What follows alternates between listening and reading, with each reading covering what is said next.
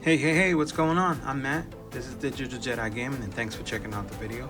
So I got a box from Retroid today. Haven't opened it up. I'm super excited. I just wanted to go over a quick unboxing and first impressions. I'm sure you can guess what it is. Let's crack open and take a look. What color did you order?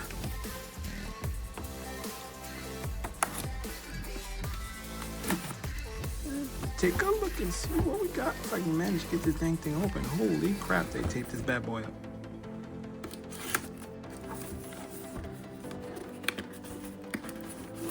Dear God, Retroid. I got a couple boxes coming, so we might be surprised and it might not be from Retroid. I'm assuming this one's from Retroid.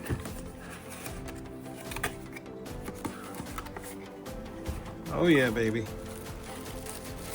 So, looks like got your standard flip case, couple indentions in there for the sticks.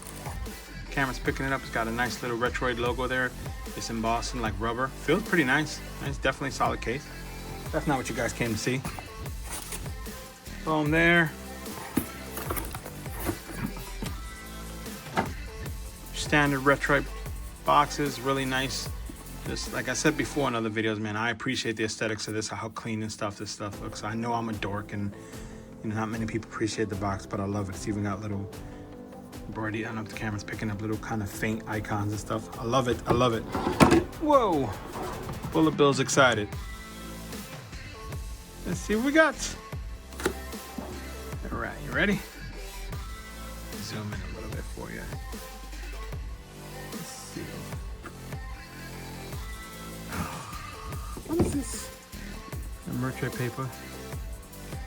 So nobody seems to quite be able to figure out what this logo is. I'm thinking it's like some kind of like a countdown for a movie, or the show's about to start type of thing.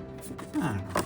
Anyway, so on the back of the card, it's got specifics about the device and the buttons and the functions. Your basic stuff Retroid comes with.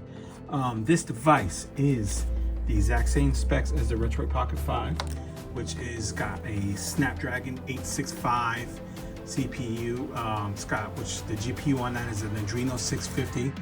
Big thing about that is that you got great community support with the video drivers and such, so it helps a lot in performance. Got 128 gigs of RAM inside of it. Android 13. It's got 8 gigs of DDR4, and the star of the show on this thing is that it's got the 5.5-inch AMOLED screen that's at 1080p at like 60 frames. The screen, if you haven't played with Retroid Pocket 5 yet, this screen is freaking incredible, especially at this price point. Oh, and this bad boy's got like a 5,000 milliamp hour battery, Hall sticks, Wi-Fi 6, Bluetooth 5.1. Look at that, man. That is like awesome looking in person.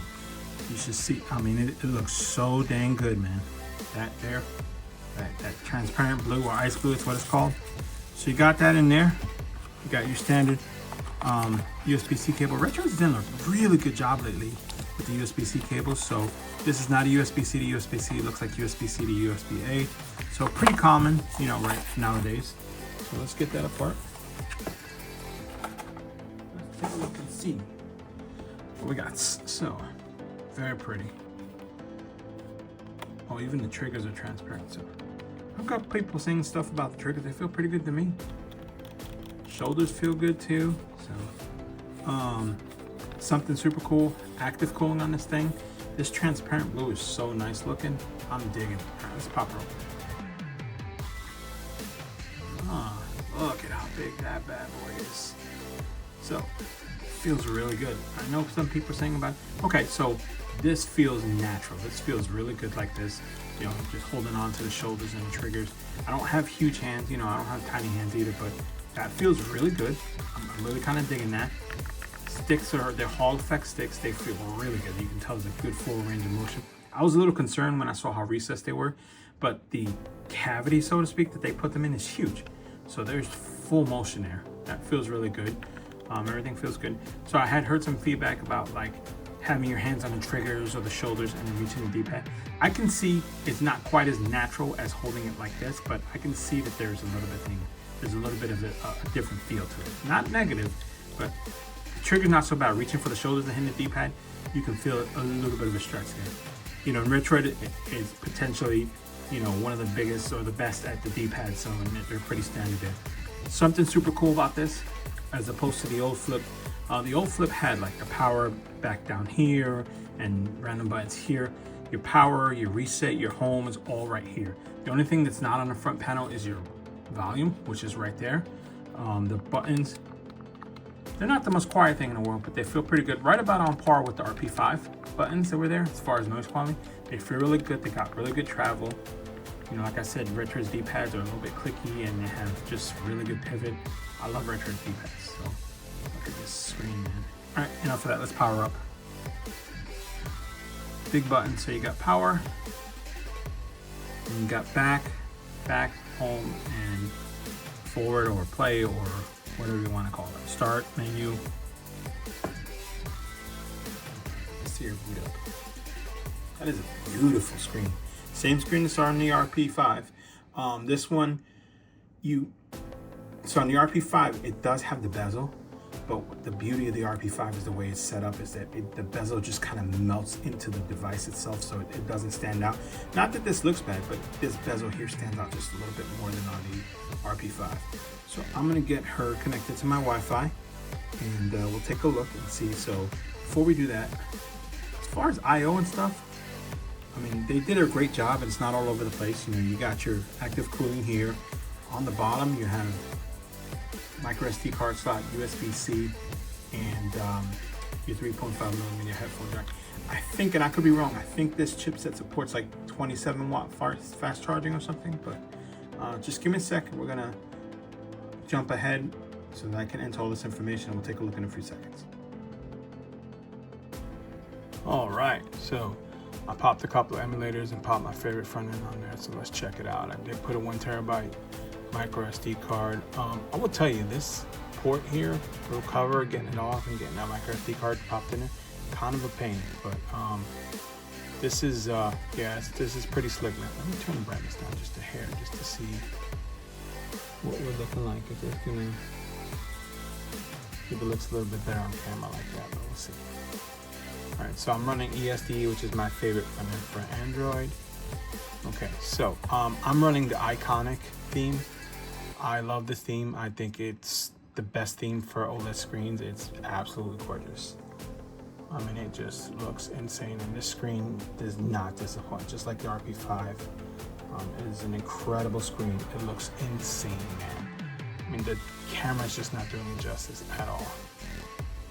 Looks so freaking good, man.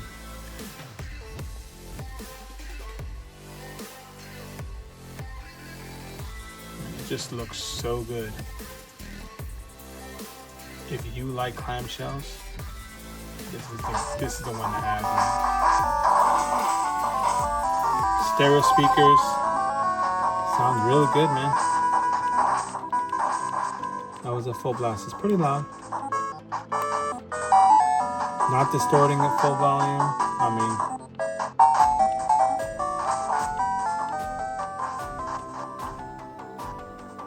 so some of the feedback is that the speakers might have been a little tinny. They don't sound tinny. They got a lot of mids, maybe not a ton of treble, honestly, but they sound pretty good.